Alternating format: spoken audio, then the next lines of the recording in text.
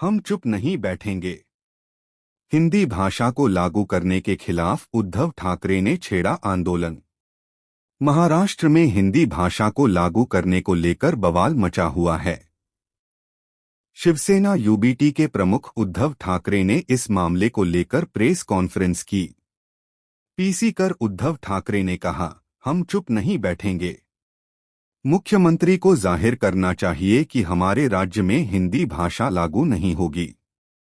इसी के साथ ठाकरे ने 7 जुलाई को धरने करने का भी ऐलान किया है। महाराष्ट्र सरकार ने हाल ही में एक आदेश में कहा था कि मराठी और अंग्रेजी मीडियम के स्कूलों में क्लास 1 से 5 तक हिंदी आम तौर पर तीसरी भाषा होगी। इसी को लेकर अब विवाद छिड़ गया है। विपक्षी दलों ने बीजेपी पर निशाना साधते हुए इसको राज्य में हिंदी थोपने का एक अप्रत्यक्ष प्रयास करार दिया है। इसी को लेकर अब उद्धव ठाकरे ने प्रेस कॉन्फ्रेंस की है। हिंदी भाषा को लेकर बोले उद्धव ठाकरे ने कहा, सब अच्छा चल रहा है, हमारा हिंदी फिल्म इंडस्ट्री को विरोध नहीं है।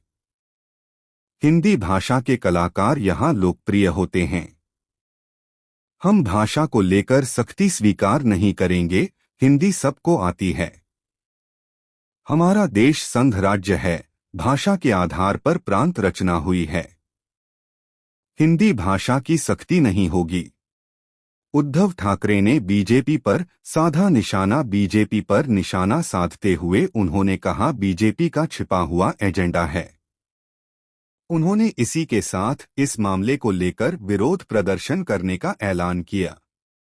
हम तब तक आंदोलन करेंगे जब तक हिंदी भाषा को लागू करने का निर्णय पूरी तरह से वापस नहीं ले लिया जाता।